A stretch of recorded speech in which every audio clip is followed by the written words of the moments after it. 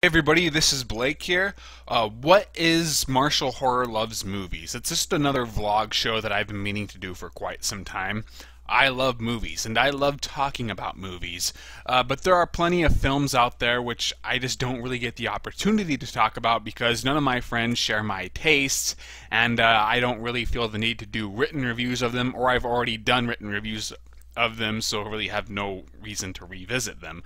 But that doesn't stop me from wanting to just discuss them. So I wanted to make this web show in order to do that. So for some bizarre reason, I just was in the mood to talk about Troll and Troll 2. Primarily Troll 2, but you can't talk about Troll 2 without discussing the first Troll a little bit. Why not Troll 3? Either of them? I actually have not watched them yet. I have no real interest to see the Troll 3 where it's about the killer plants. I don't know why, but whenever I see a review of that film, it just looks kind of bland. So even though it's kind of funny that it's called Troll 3, even though it's just about killer plants, nothing about the content of that film seems like it would be very good. I could be wrong. Also, I do kind of want to see the Altor sequel. That looks like it could be pretty funny, but I have not watched it yet. So will I ever get to it? We'll see. But anyway, Troll and Troll 2 have a lot of nostalgia going for it. I actually watched these movies as a kid, and I actually saw Troll 2 like 2 or 3 times as a kid. I remember renting it once because the cover looked awesome. It had like this creepy troll in the background. I believe it was coming through a doorway. And it made you think that this was going to be a real badass horror flick.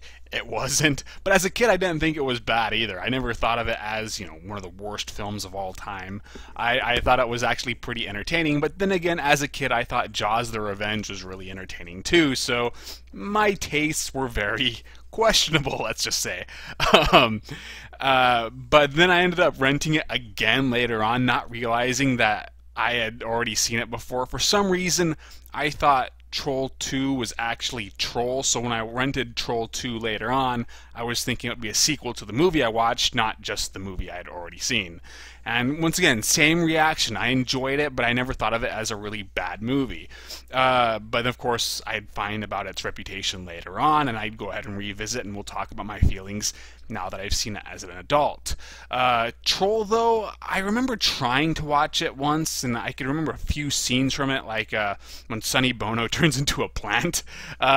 But otherwise, I don't believe I ever actually finished it. I'm not really sure why. Either I just wasn't liking the movie, or I did watch it all, but it was that bland, so nothing about it really stood out. Or maybe I just had to go to bed. That's actually a distinct possibility too, because when I did see it, I was a kid. I was probably not even 10 years old, and yeah, I had my bedtime, and so I probably would have to turn it off, and I just never got back to watching it until a few years ago. So when I watched the first Troll, I was surprised at how much I hated it. Well, I didn't hate it, I just disliked it, but I hated certain aspects of it. And it's kind of sad because what I think the first Troll did right, it did really well. In fact, I really wanted to like it. For one, I adore films that combine fantasy and horror. I don't know why, but I think those two genres really can mix together really nicely. And even when certain films have horror elements or fantasy elements, like I'd say Pan's Labyrinth is a fantasy film with some horror elements, and Hellraiser 2 is a horror film with some fantasy elements, I just enjoy seeing those two genres combined. And I thought Troll definitely had the right atmosphere, where you could definitely see it as both a horror film and a fantasy film equally. It's never scary, but at times it is a little unsettling. I honestly thought one of the bigger weaknesses was that even though it tried to have suspense, it was usually too silly to take seriously. But still, I thought the atmosphere was right, and I thought the visuals were actually really cool. The special effects held up incredibly well, even though there are a few moments where they are off, where they look too much like puppets. They definitely go for the same kind of puppetry and animatronics that Little Shop of Horrors would go for, and I really thought they did a great job. This obviously had some decent production values. Either that or it was a really low budgeted movie that had enough talent behind the scenes to make it look like a fairly big budgeted affair. I'm not sure what the actual budget was. But yeah, so I thought the special effects were awesome. I thought it had the right atmosphere and some really cool visuals. So what went wrong? People talk. The acting is very over the top all around. The actors are trying way too hard to perform in front of the camera, but I actually believe the director is at fault because the acting is consistent and all around that way. Usually when you see a movie with some bad acting, you'll have wooden actors, then some hammy actors, and you just get the impression that the actors weren't very good. But here, since they're all kind of the same in their over-the-topness, I have to believe that the director was either telling them to really be a lot campier, or I don't know, they all interpreted the film as not intended to be very good, so they're just going to have a lot of fun, and the director just screwed up in not reeling them in. And I think over the top and cheesy acting could definitely have helped. I thought it made Blood Feast watchable, and I think Troll 2 managed to make it work, but Troll, just the actors are all incredibly annoying. The interactions are very unpleasant between the characters just because the characterizations and how the actors portray them is just obnoxious. So like whenever the little girl shows up, she just gave me a headache. She's just so loud and just over the top. And then the main character, whose name is Harry Potter, the filmmakers actually believe that J.K. Rowling, author of the Harry Potter books, stole from them. Interesting. I don't believe that. I think it's just a coincidence, but it is kind of funny to imagine that I used to tease my sister, who's a huge Harry Potter fan, back when I hated Harry Potter, which I no longer do, that they had stolen from this crappy B movie. Just like I said, it's not that the acting, it's not just that it's bad, it's just that the characters are incredibly annoying due to the bad acting. Although there are some really bizarre moments, like when Michael Moriarty does like this weird over-the-top dance. It's so out of place and silly, but I realized that it was just bad horror movie writing, where the only reason he has the music up that loud is so a character could fire off their gun and nobody would hear it, even though it seemed totally out of character for that character to do so. But it is kind of funny seeing Assistant District Attorney Ben Stone doing that laugh, because I know that guy just from Law and Order, and seeing him in this movie just in itself is almost worth watching Troll 4. So yeah, that really brought the entire experience down. When it works, I think it works well, but unfortunately the annoyingness just really makes Troll kind of hard to watch, at least for me. So I went ahead and watched Troll 2 after that, not expecting it to hold up very well. And you know what? I actually think Troll 2 is a lot of fun. It definitely is not a good movie. It's very bad almost all around. The acting isn't good. The special effects are horrid. It's just people wearing masks that you could have probably bought at Walmart. Whereas, the first film at least had pretty good effects, but the second film, no. Just no. The writing is stupid. The directing is inept. The guy who actually directed this is named Claudio Fragasso. I am actually fairly familiar with his works. He had a lot of collaborations with Bruno Mattei. I probably know him mainly for his work on Zombie 4 Afterlife, which was pretty dull. Actually, though, it has been said that he actually did more on Zombie 3 than Bruno Mattei did, even though Bruno Mattei usually is the one who gets credit. Apparently, Claudio Fragasso was very involved in that production. And Zombie 3 is a movie I almost feel like I have to see, because when I saw it the first time, I didn't like it at all. But now that I've seen more bad Italian movies, I could appreciate Zombie 3 for its daft ideas at the absolute least. It seems like the type of movie that I'd probably enjoy much more now than I did back when I saw it the first time. But yeah, usually he's a writer, Claudio Fragasso, and he's done plenty of average movies and plenty of bad movies too. But Troll 2 was definitely his best work, even though it's also his worst work. At least I really enjoy it. And I think really what makes Troll 2 good isn't that it's an awful movie. It's not a so bad it's good movie, even though it is kind of that.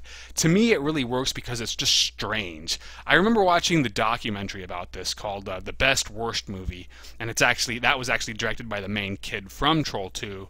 And there was a person who said something that I really agreed with. It's not that Troll 2 is the worst movie of all time. I've seen much, much worse, both on technical levels, in terms of pacing, in terms of acting. Troll 2 isn't that awful, but that it's just kind of odd, and that's what makes it stand out. Just think of the premise in itself.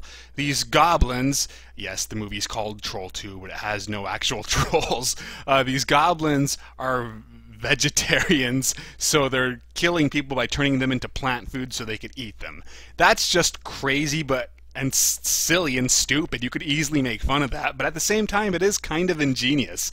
It's the type of premise that I could really get behind just because of how just daft it is. And the film has so many situations that are just weird, but they stand out in a good way. Like, they're about to eat the food that's going to turn them into plants, so the goblins would eat them, and suddenly time freezes and the main character sees his dead grandpa, who somehow has that power, and he tells him that he has to stop them or they'll die. So what does the kid do to stop his family from eating this food? He urinates on it, and this of course leads to one of the most famous lines in the movies, where the father's like, "This is hospitality, and you can't piss on hospitality." Just the way that line is delivered. The line itself, but I actually think is kind of clever. But there are so many scenes like that which stand out. And even though, yeah, they're technically bad, they're technically poorly acted, written, and directed, there's just a certain charm to it that makes these scenes enjoyable, but not just in a so bad it's good way. It's just, as I said, kind of strange, which gives it its flavor. What else can I really talk about? Of course, you have the infamous "oh my god" part, which probably does descend into straight up so bad it's good territory, but once again, it's enjoyable, and that's what I really like about Troll 2. Whether it's doing something well or poorly, it's always entertaining. Now, what does it do well? Well, for one, I thought the cinematography is actually okay. I never had any issues with the lighting, which is a big problem I have with most Italian low-budgeted flicks that are bad. Zombie 3, for example, and Zombie 4 too, I always felt they had rather shoddy lighting. But Troll 2, I never had any issue. I could see every scene clearly, and that is nice. I also thought, and what makes it strange too, is at times it is actually kind of disturbing. When the people eat this food and they start slowly dissolving into like this green mush, it is at times kind of creepy. And when a character gets turned into a plant and they take a chainsaw to his legs, I remember cringing each time I've seen this movie. Even now that I'm much older and have marginally better tastes, and I could tell that yes, this movie is really bad, it's still, I can't help but cringe. And of course you have the infamous ending, which makes no sense, but at the same time, once again, it's just kind of unsettling and disturbing, but it never betrays the rest of the tone, which is pretty goofy. And once again, it's this eccentricness, it really helps add to this movie's identity. And so, in a lot of ways, I'd even just argue that Troll 2 is underrated. It does not deserve its best worst movie title. I think there's many other films that I'd say are more akin to so bad it's good, like Blood Feast. But Troll 2 is just strange enough to stand out, and that's what I think if people ever reevaluate this movie, that's what they should focus on. Its uniqueness, its weirdness. Anything else I could say? Well, okay, you have the infamous Troll 3 issue, where you have Troll 3 involving killer plants, and then you have the Altor films. Like I said, I haven't seen either of those, but they've been talking about making a sequel to Troll 2, and the title would apparently be Troll 2 Part 2. I like the title, and it'll be kind of interesting if they actually do it, but I hope they won't. I suspect that if they did make a Troll 2, it would be much more intentionally ironic. Part of the appeal of Troll 2 is that it wasn't always trying to be funny. There are plenty of scenes that are unintentionally funny, and that they work because they're supposed to be played straight, but because they're so weird and goofy that it's hard to take them seriously anyway. But if they actually intentionally aimed for this, I think it would just be really obnoxious. I think that's part of the problem with the first Troll. And I've heard that Blood Feast 2 was much more like that, where the tongue was obviously more in their cheek, and it just didn't work out because it was more annoying in its attempts to actually be funny. So I don't want to see a Troll 2 actually get made. If you'd like to read my written reviews of Troll and Troll 2, I'll provide links in the description. They were in that stage where I hadn't really established my voice, so they aren't as good as what I could do now, but they were decent for what I could do at the time, so go ahead and read those. I believe that's really all I have. Hope you enjoyed this video. I'll see you guys later.